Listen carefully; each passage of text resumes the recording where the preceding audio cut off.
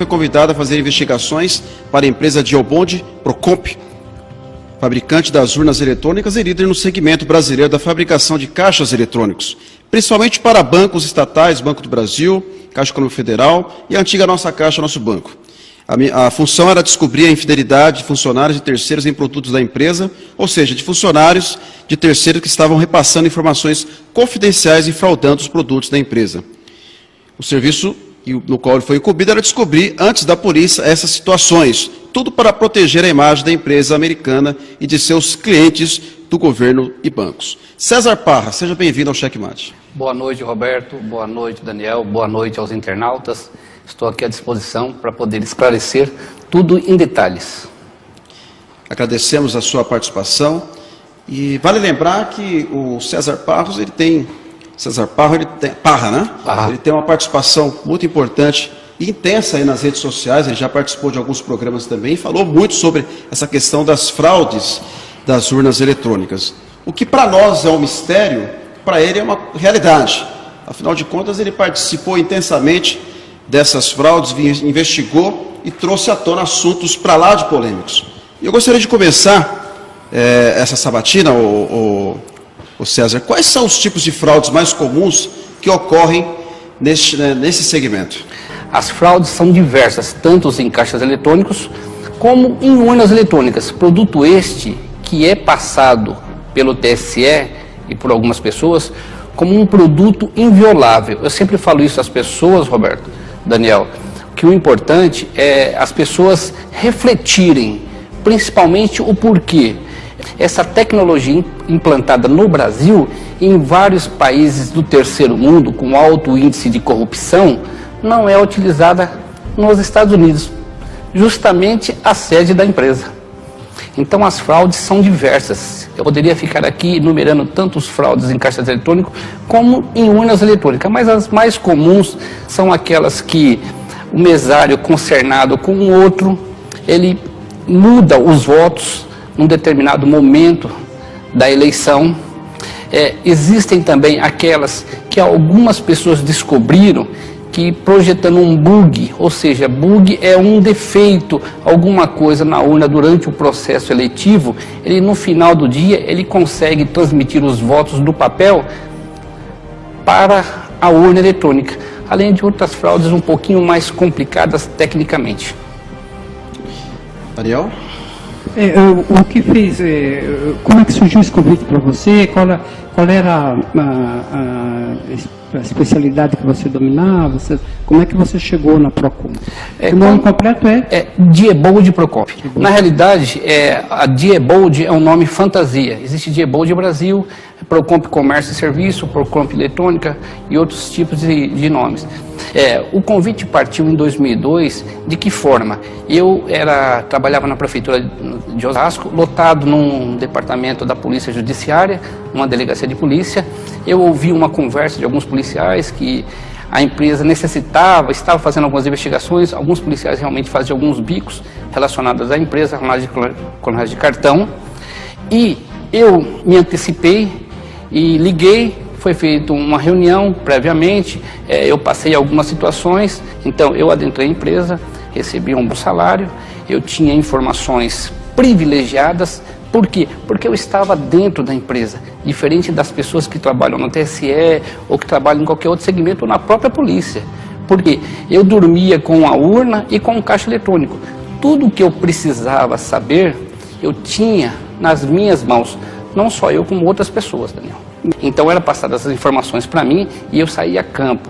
Era uma situação muito fácil, porque as informações eram mastigadas, Daniel. Porque você estava dentro da empresa e lá você tinha a seu bem prazer tudo que você precisava. Os técnicos, os engenheiros, os analistas, entendeu? Então toda a informação vinha mastigada. Então era muito fácil você chegar numa situação onde havia algo ilícito ou não. Isso para iniciar um processo de investigação. Justamente. Você tinha acesso às informações para isso. Justamente, eram chamadas de sindicâncias. Perfeito, muito boa sua colocação. Eram chamadas de sindicâncias. Quando envolvia a urna ou algum produto assim que poderia trazer um constrangimento maior, ou seja, manchar um pouco a imagem, que tornou-se um vulto maior, nem se abria sindicância. era tudo feito de forma verbal, ou seja, vai a campo, colhe o máximo de informações possível, traga para dentro da empresa e nós tomaremos as decisões cabíveis. Muitas vezes isso me chocava. Por quê? Porque as decisões deveriam ser tomadas de que forma, Daniel? Isso não é uma denúncia, mas é uma coisa para que as pessoas fiquem bem claras. Quem tem que investigar crimes não é o César Parra, nem a Diebold, nem qualquer outro órgão civil, e sim a polícia judiciária. E muitas vezes isso era omitido, justamente para quê? Para que a polícia não chegasse a certas situações e trouxesse algum arranhão na imagem da empresa. A fraude na parte eletrônica, ela só acontece por duas situações. Pelo aquilo que eu observei em todo o tempo que eu trabalhei da empresa, colhendo o máximo possível de informações. Por erro de projeção, ou seja, se houve um erro de projeção lá atrás, no produto que está sendo utilizado, e pela manipulação do homem.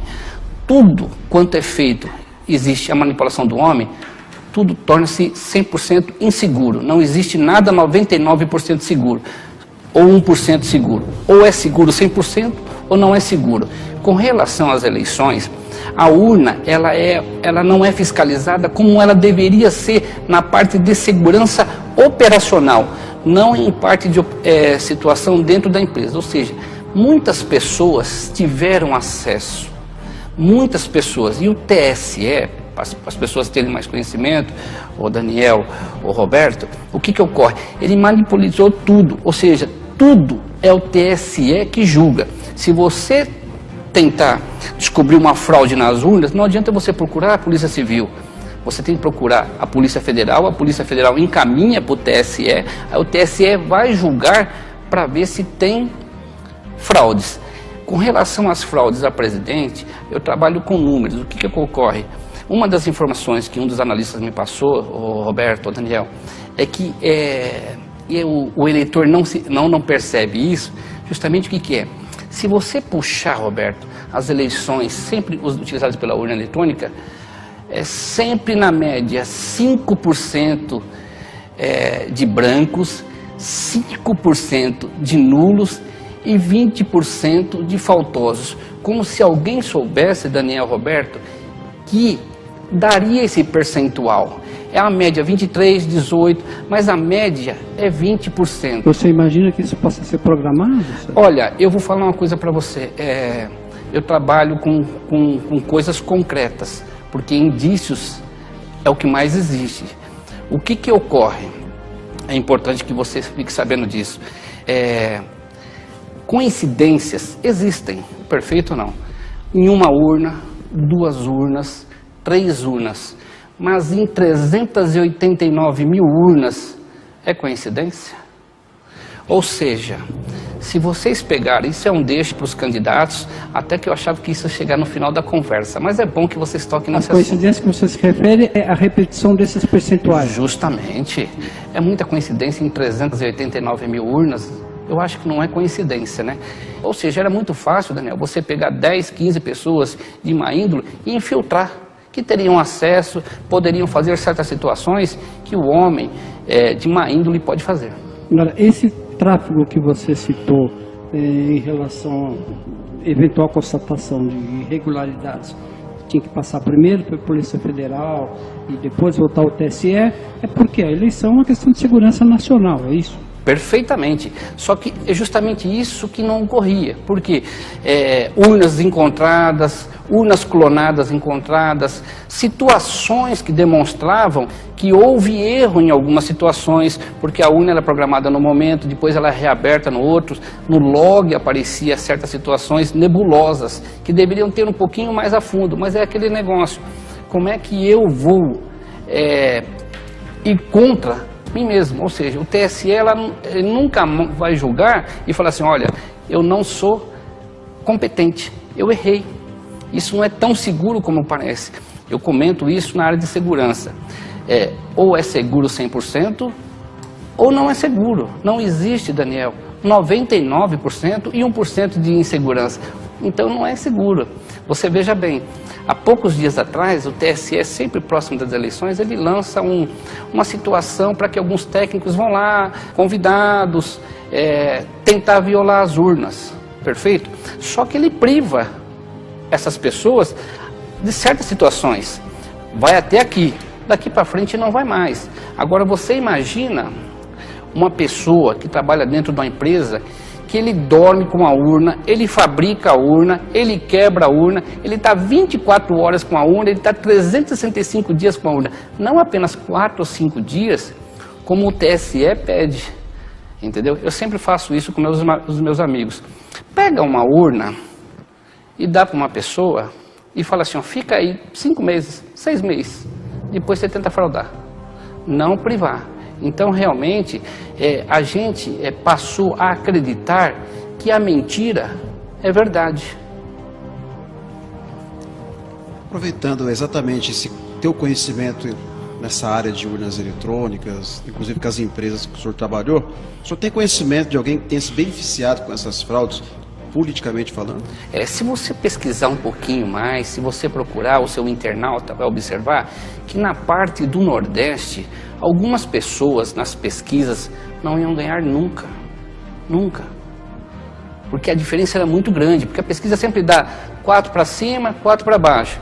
Agora, 20 para cima e 30 para baixo e a pessoa ganhar com a diferença tão grande, é muito difícil. Eu acredito que lá na região Norte e Nordeste, essa fraude, essa manipulação é mais comum do que aqui na região Sudeste, é isso? Sim, pelas informações e pelos relatos e pelas situações que chegavam a mim, realmente, citar o estado de Alagoas, esse eu acho que é o principal foco, entendeu? Que realmente chamava a atenção. Por quê? Porque os candidatos lá não teriam chance nenhuma e ganharam. E algumas situações de urnas quebradas, de urnas que pararam de funcionar de repente, depois voltavam, de situações que puxavam, olha, essa urna foi aberta 2 vezes antes e não poderia, o relatório está constando. Porque queira ou não queira, a urna é que nem uma caixa preta. Toda vez que você manipula ela fora daquilo que é dos padrões normais, ela registra. Então registrava. E o que ocorria? Pouca gente sabe. Mas quando uma urna quebrava ou apresentava um defeito, algumas voltavam para a empresa. E lá eles me chamavam. Muitas vezes, sigilosamente, porque tinha outros funcionários. Mas eu sempre tinha um funcionário que era meu amigo, que era meu confidente e que era a pessoa que passava informações. Então ele me mostrava, César, isso aqui não está correto. Eu falei, mas por quê? Porque olha bem, olha essa situação. Então isso me chamava a atenção. Eu relatava isso para os meus superiores e muitas vezes era um pedido para mim não continuar. Mas como eu sou curioso de nascença, mesmo às vezes os meus superiores não sabendo, eu continuava a investigar. Porque antes de ser funcionário, eu sou um cidadão, eu sou um eleitor.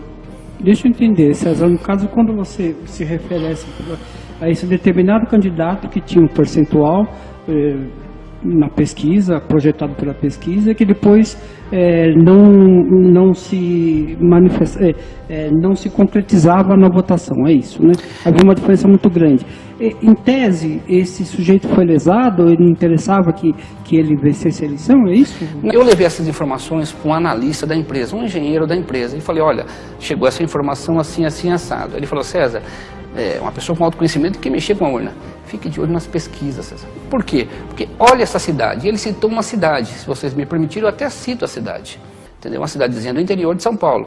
Então foi feita uma investigação em cima dessa cidadezinha por minha pessoa e eu cheguei à conclusão que as pesquisas realmente ela trazia um parâmetro para dar a coincidência, para levar as pessoas a acreditarem que o que der na urna é o que deu na pesquisa. Eu não sei se você está me entendendo a minha colocação. Forçavam a coincidência de... Nessa cidade, basicamente, eu fui atrás das pesquisas e pedi para uma pessoa e vi onde era o instituto e era um bar. Mas César, se chegasse hoje uma autoridade que se interessou por essa investigação, você teria como provar isso? Com papéis, com dados, para que você tivesse embasamento legal, para que você não tivesse só uma participação, por exemplo, num programa de TV e ficasse eras por elas. Se você fosse pressionado, falou, César Pá, prova o que você está falando. Você tem como provar isso? Sim, claro. Tanto que esse depoimento que eu dando para vocês, eu já tenho na Polícia Federal. Eu mesmo me coloquei à disposição da Polícia Federal. A Polícia Federal estava investigando uma outra situação e eu fui até a Polícia Federal.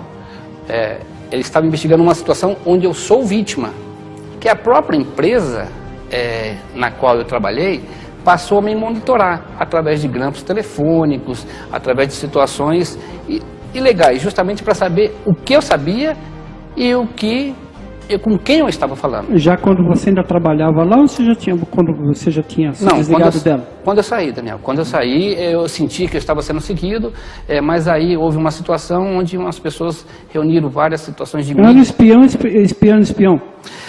Eu não esperava essa atitude da empresa, porque justamente o que acontece? A minha parte eu fiz.